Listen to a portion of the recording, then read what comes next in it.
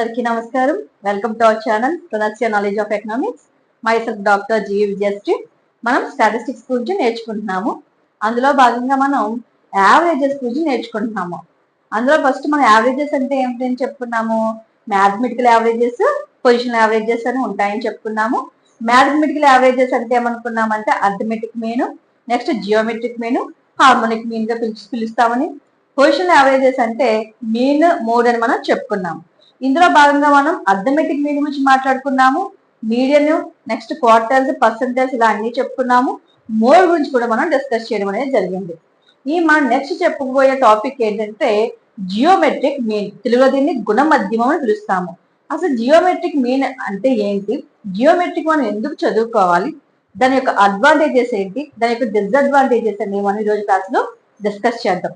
మనం geometric mean అనేది present research లో తీసుకుంటా, బిజినెస్ సెక్టర్ లో తీసుకున్నా, లేకపోతే ప్రొడక్షన్, సేల్స్ వీటి క్యాల్కులేషన్ లో కావచ్చు, లేకపోతే ఇండెక్స్ నెంబర్స్ అంటే సూచి సంఖ్యలు. మనం చాలా టైప్స్ సూచి సంఖ్యలు ఉంటాయి కదా, పాషి అని ఇలాగ ఉంటాయి కదా, డిఫరెంట్ టైప్స్ ఉంటాయి. ఇలా మనం ఇండెక్స్ నెంబర్స్ లో కూడా మనం జియోమెట్రిక్ మీన్ అనేది యూజ్ చేస్తూ ఉంటాము. సో ఇది చాలా చాలా ఇంపార్టెంట్ టాపిక్ మనకి స్టాటిస్టిక్స్ వచ్చేసరికి. సో దీని గురించి మనం ఈ రోజు క్లాస్ లో డిస్కస్ చేసుకుందాము. అలాగే దీని యొక్క క్యాల్కులేషన్ కూడా మనం డిస్కస్ చేద్దాము. సో ఈ రోజు క్లాస్ లోకి వెళ్లే ముందు ఎవరైతే నా ఛానల్ సబ్స్క్రైబ్ చేసుకోండి. చాలా పాజిటివ్ రెస్పాన్స్ వస్తుంది. Thank you so much. అలాగే బిట్స్ కూడా పెడుతుంటే అవి పోస్ట్ చేస్తుంటే అవి కూడా చాలా హెల్ప్ఫుల్ గా మీకు ఉంటాయని అర్థమవుతుంది. Thank you. అలాగే మీ ఫ్రెండ్స్ అందరికి షేర్ చేయండి. చాలా ఇంపార్టెంట్ టాపిక్స్ వస్తున్నాయి కాబట్టి. అలాగే నన్ను ఎంకరేజ్ చేస్తాను ఆశిస్తూ ఈ రోజు క్లాస్ లోకి మనం వెళ్ళిపోదాము. జియోమెట్రిక్ మీన్ తెలుగులో మనం ఏమని పిలుస్తాము, గుణ మధ్యమం అని పిలుస్తాము. తెలుగు ఇంగ్లీష్ ఎందుకు చెప్తున్నా అంటే కొంతమంది తెలుగు వీడియో చదువుకున్న వాళ్ళు కూడా ఉంటారు, వాళ్ళకి ఏదో కొత్తగా అనిపించే టర్మ్స్, సో అవి కూడా వాళ్ళు కూడా తెలుసుకుంటారని చెప్తాను. So first GM is most frequently used in the determination of average percent of change. గుర్తుపెట్టుకోండి, ఇది averages one of the type అని చెప్పుకున్నాము. యావరేజెస్ ఏం చెప్తుందంట, పర్సంటేజ్ ఆఫ్ చేంజ్ అంటే ఎంత పర్సెంట్ చేంజ్ వచ్చిందనేది చెప్పేది మనకి ఇక్కడ జియోమెట్రిక్ మీన్ గా చెప్పుకోవచ్చు. So GM is most frequently used in the determination of average percent of change. Underline చేసుకోండి, యావరేజ్ పర్సెంట్ ఆఫ్ చేంజ్ అనేది మీకు ఎప్పుడైనా కాంపిటేటివ్ బిట్ అడిగితే పక్కన మనకి మ్యాచింగ్ చేస్తే వెంటనే మీరు జియోమెట్రిక్ మీన్ కి మ్యాచింగ్ చేస్తారు. So GM is defined as the nth root of the product of N items. N అంటే మీరు ఎన్నైనా తీసుకుంటారు, నెంబర్ ఆఫ్ అబ్జర్వేషన్స్. సో దానికి ఏం చేస్తాం, nth root of the product అంటే ఇక్కడ ప్రొడక్షన్ కాదు, ప్రొడక్ట్ అంటే ఇక్కడ మల్టిప్లికేషన్, గుణించడము. Product of N items or values, మీరు ఎన్ని తీసుకుంటారు నెంబర్ ఆఫ్ ఐటమ్స్ వాటిని గుణించి దానికి మనం ఏ రూట్ అయితే ఆ రూట్ ని పెడతారు. 2 ఐటమ్స్ ఉన్నాయనుకోండి స్క్వేర్ రూట్ పెడతారు, లేకపోతే 3 ఐటమ్స్ ఉంటే క్యూబ్ రూట్ పెడతారు. So if there are 2 items, we take the square root. If there are 3 items, the cube root అనేది మీరు తీసుకుంటారు. అలా మీరు ఈ 4 ఐటమ్స్ కి ఫోర్త్ రూట్ తీసుకుంటారు. అలా మీరు ఐటమ్స్ పెరిగే కొద్ది మీరు ఆ రూట్ తీసుకుంటారు. 5 ఐటమ్స్ ఉంటే ఈ ప్లేస్ లో 5 వేసుకుంటారు, 6 ఉంటే 6 వేసుకుంటారు. సో అది మీరు తీసుకున్న వేరియబుల్స్ బట్టి, ఎన్ని నెంబర్ ఆఫ్ ఐటమ్స్ బట్టి మీరు తీసుకుంటారు. అర్థమైంది కదా. డెఫినేషన్ అంటే ఏమని చెప్పుకోవాలి, GM is defined as the nth root of the product of N items or values. ఇది గుర్తుపెట్టుకుంటారు. నెక్స్ట్ దీన్ని ఎందుకు యూజ్ చేస్తామని మిమ్మల్ని ఎవరైనా వైస్ లో అడిగితే average percent of change calculate చేయాలంటే మనం కంపల్సరీ జిఎం ని యూజ్ చేస్తాం. జిఎం అంటే జనరల్ మేనేజర్ కాదు, జిఎం అంటే జియోమెట్రిక్ మీన్ స్టాటిస్టిక్స్ లో. సో దీన్ని సింబాలికల్లీ ఎలా రాస్తామంటే GM equal to nth root. చూడండి ఇక్కడ ఎన్ అనేది మనం ఇక్కడ nth రూట్ పెట్టుకుంటాము. x1, x2, x అక్కడ మనకి ఏమంటాయి అనుకుంటున్నారు, n number of X and so xn. అంటే మీరు తీసుకున్న వేరియబుల్స్ x1, x2 ఇక్కడ రాసాను, where x1, x2, x3 etcetera refer to the variable items of the series. మనం తీసుకున్న సిరీస్ లోని ఐటమ్స్ ఆర్ అబ్జర్వేషన్స్ ఉంటాయి కదా, మీరు అయితే తీసుకుంటారు, వాటిని మనము x1, x2, x3 గా పిలుస్తాము. ఆ x1, x2, x3 ఏం చేస్తాము, మల్టిప్లై చేసుకుంటాము. అది ఎన్ని అయితే అన్ని ఐటమ్స్ మనం రూట్ అప్లై చేస్తాం. గుర్తుంది కదా. GM equal to nth root of x1 into x2 into and so on xn. ఇప్పుడు జిఎం ఈక్వల్ టు ఇప్పుడు ఏం చేయొచ్చు అంటే దీని ఎన్ ని మనం ఇలాగ power x1 into x2 into xn సోన్ xn పెట్టుకుని దాని హోల్ పవర్ 1/n గా కూడా రాసుకోవచ్చు. అర్థమైందా? ఇలా ఉన్నదాన్ని ఇలా మనం 1/n గా మార్చుకోవచ్చు. ఇది పాయింట్ ఎట్టారని అనుకోకండి, పాయింట్ కదా, డాట్స్ అంటే మల్టిప్లికేషన్, x1 ఇంటూ x2 అంటే x3. లేదు మీకు ఒక డౌట్ వస్తుంది మళ్ళీ పాయింట్స్ వాళ్ళు ఏంటి అనుకుంటే మీరు ఇంటూ పెట్టేసుకోవచ్చు. ఇంటూ ఎందుకు పెట్టలేదు అంటే మళ్ళీ x అనుకుంటానే పెట్టలేదు. So x power equal to 1/1/n వేసుకుంటారు. లేదు మనకి ఇది గుర్తున్నదంటే ఇది వేసినా కరెక్టే, ఇది వేసినా కూడా మనకి కరెక్టే. ఇప్పుడు ఇది మేడం బాగుంది, చక్కగా ఈక్వేషన్ ఈజీగా ఉంది కదా అనుకుంటే మీరు తీసుకున్న నెంబర్ ఆఫ్ ఐటమ్స్ ఒక 2, 3, 4 అంటే క్యాల్కులేట్ చేయొచ్చు. మోర్ దెన్ ఇక 4 కన్నా ఎక్కువ వెళ్ళిపోయారు అనుకోండి, అది ఎక్కువ టైము తీసేసుకుంటుంది, క్యాల్కులేషన్ చేయడం చాలా కష్టం. జియోమెట్రిక్ మీద క్యాల్కులేట్ చేయాలంటే ఎప్పుడు ఏ ఫార్ములాలో, ఈ ఫార్ములా టైము ఎక్కువ పడుతుంది, ప్లస్ మీరు తీసుకున్న ఐటమ్స్ ఎక్కువగా ఉంటాయి కనుక మోర్ దెన్ 3 or 4 ఎక్కువ ఉంటే మనం క్యాల్కులేట్ చేయడం చాలా కష్టం.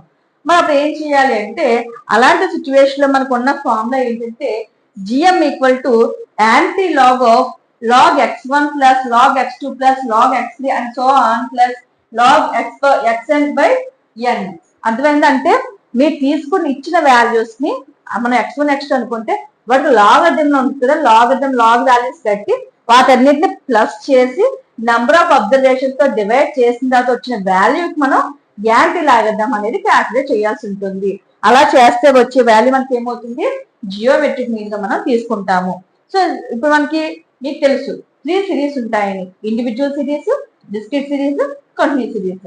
ఇండివిజువల్ సిరీస్ కి వచ్చేసరికి ఫార్ములా ఏంటంటే GM equal to anti log of sigma log X by N. అంటే ఈ log x1, log x2, log x3 ఇలా అన్నింటినీ కలిపి మనం రాయలేక వీటన్నింటినీ ఏమంటున్నాము, సిగ్మా లాగ్ ఎక్స్. అంటే వీటన్నింటినీ కలిపి ఎక్స్ అనుకుంటే వాటి యొక్క టోటల్ మనం ఇక్కడ సిగ్మా లాగ్ ఎక్స్ అని బై ఎన్. నన్ను అంటే గుర్తుపెట్టుకోండి, ఇండివిజువల్ సిరీస్ లో నెంబర్ ఆఫ్ అబ్జర్వేషన్స్ వస్తాయి, కానీ మనకి డిస్క్రీట్ కంటిన్యూస్ సిరీస్ వచ్చేసరికి అది ఎన్ అంటే మనం రాసుకుంటాము టోటల్ ఫ్రీక్వెన్సీగా మీరు గుర్తుపెట్టుకోండి. నెక్స్ట్ జిఎం ఈక్వల్ టు మనకి చెప్పండి డిస్క్రీట్ సిరీస్ వచ్చేసరికి ఏం యాడ్ అవుతుంది, ఫ్రీక్వెన్సీ. సో ఇక్కడ మనం సిగ్మా తర్వాత F log X by N. అంటే ఇచ్చిన వాల్యూస్ అన్నింటిని మనం ఏం చేస్తాము, x1 ఉంటే దానికి లాగ్ మనకి ఎఫ్ తో గుణించాల్సి ఉంటుంది. ఎఫ్ ఇంటూ లాగ్ ఎక్స్ చేసిన తర్వాత వచ్చే టోటల్ మనం sigma F log X by N. దానికి ఎన్ అంటే ఫ్రీక్వెన్సీ కాబట్టి టోటల్ ఫ్రీక్వెన్సీ డివైడ్ చేసి వచ్చిన దానికి మనం ఏం చేస్తాము, ఇక్కడ యాంటీ లాగరిథం క్యాల్కులేట్ చేస్తాము. నెక్స్ట్ కంటిన్యూస్ సిరీస్ అంటే తెలిసి మీకు రేంజెస్ ఉంటాయి, 0 to 10, 5 అని ఇచ్చిన రేంజెస్ క్లాసెస్ వైస్ బట్టి ఉంటాయి. అందులో మనకి ఫ్రీక్వెన్సీ కూడా ఉంటుంది. మీరు అర్థమెటిక్ మీన్ లో క్యాల్కులేట్ చేస్తాం. యావరేజెస్ అంటే ఏమని తీసుకున్నాం, అక్కడ మిడిల్ వాల్యూ తీసుకుని మనం క్యాల్కులేట్ చేస్తాం కంటిన్యూస్ సిరీస్ లో, గుర్తుందా లేదో. సో మనకి 0 to 10 ఉంటాయి కానీ 5 అని అలా మనం మిడిల్ వాల్యూ తీసుకుని చేసాము. సో అలా మనం ఇక్కడ కూడా జియోమెట్రిక్ మీన్ చేసేటప్పుడు GM equal to anti log of sigma F log M by N. F log M by N అంటే లాగ్ ఎం అంటే ఏం చేస్తాము, ఇచ్చిన రేంజ్ లో దాని మిడిల్ వాల్యూస్ తీసుకుని ఆ మిడిల్ వాల్యూస్ మనం లాగరిథం తీసుకుని ఆ వాల్యూ మనం ఏం చేయాలి, మళ్ళీ ఎఫ్ తో గుణించి చివరిగా వాటి యొక్క టోటల్ చేసి దాంతో మళ్ళీ మనం టోటల్ ఫ్రీక్వెన్సీని డివైడ్ చేయగా వచ్చిన వాల్యూని మనం యాంటీ లాగరిథం చేస్తే అప్పుడు మనకి కంటిన్యూస్ సిరీస్ లో జియోమెట్రిక్ మీన్ వాల్యూ మనకి రావడం అనేది జరుగుతుంది. సో ఈ విధంగా ఇంట్రడక్షన్ మనం జియోమెట్రిక్ మీన్ అంటే ఏంటి, దాన్ని మనం ఎక్కడ యూజ్ చేస్తాము అనేది చెప్పుకున్నాము. అలాగే మనకి ఏ ఫార్ములాస్ ఏ సిరీస్ లో ఏ ఫార్ములాస్ ఉంటాయి కూడా మనం ఇప్పుడు డిస్కస్ చేస్తాము. సో ఇప్పుడు మనం నెక్స్ట్ మెరిట్స్ ఏంటి జియోమెట్రిక్ మీన్ లో, డిమెరిట్స్ ఆర్ లిమిటేషన్స్ ఏమున్నాయి అనేది మనం ఇప్పుడు డిస్కస్ చేద్దాం. మెరిట్స్ ఏమున్నాయో జియోమెట్రిక్ మీన్ లో మనం చూద్దాం. Merits of geometric mean. First point, it is based on each and every item of the series. గుర్తుపెట్టుకోండి, it is based on each and every item of the series. ఎప్పుడు కూడా మనం ప్రతి item ను కూడా తీసుకొని మనం ఎక్స్ప్లెయిన్ చేస్తే దానికి మనం మంచి రెస్పాన్స్ కావచ్చు, లేకపోతే మీరు తీసుకున్న రీసెర్చ్ లో కావచ్చు, ఏదైనా సరే మనకి పాజిటివ్ గా మనకి వర్క్ అనేది రావడం జరుగుతుంది. లేకపోతే మనం చేసిన దానికి వచ్చిన వాల్యూకి ఎటువంటి సంబంధం లేకుండా పోతుంది. So each and every item గురించి తీసుకోవడం వల్ల దీనికి మంచి పాజిటివ్ రెస్పాన్స్ అయితే వస్తుంది. Next, it is rigidly defined. అంటే ఇది మ్యాథమెటికల్ గా ఫార్ములాస్ తో చెప్పడం వల్ల ఇది కాన్స్టెంట్ గా కూడా ఎక్స్ప్లెయిన్ చేయొచ్చు. దీన్ని మనం జియోమెట్రిక్ మీన్. అంటే చేంజెస్ అనేవి ఉండవు, మ్యాథమెటికల్ యావరేజెస్ కాబట్టి.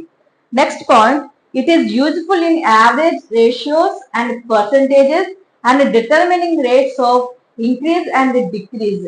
గుర్తుపెట్టుకోండి, రేషియోస్ క్యాలిక్యులేట్ చేయడానికి యావరేజ్ రేషియోస్ కానీ, పర్సంటేజెస్ ఆఫ్ చేంజెస్ కానీ, లేదా మీరు ఇండెక్స్ నెంబర్స్ క్యాలిక్యులేషన్ చేసేటప్పుడు కానీ, ఇలాగ determining rates of increase and decreases calculate చేయడం మనకి జియోమెట్రిక్ మీన్ యూజ్ అవుతుంది.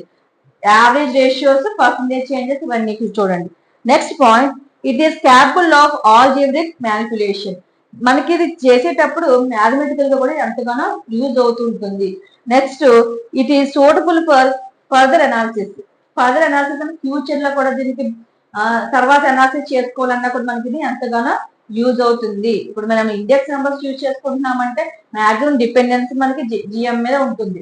ఇలా ఫర్దర్ గా కూడా మనం జియోమెట్రిక్ మీన్ అనేది యూజ్ అవుతుంటుంది. నెక్స్ట్ ఇది మనకి small weights to large values కి, next large weights to small values కూడా వల్ల దీన్ని ఎక్కువ బిజినెస్ సెక్టర్ లో కూడా మనకి రీసెర్చ్ లో దీన్ని యూజ్ చేయడం అనేది జరుగుతుంది. ఇలా మనకి దీని వల్ల మనకి మెరిట్స్ అయితే ఉండడం అనేది జరిగింది. మరి లిమిటేషన్స్ ఏంటి? దీంట్లో కూడా పరిమితులు అనేవి ఉన్నాయి. ఏంటంటే it is difficult to understand.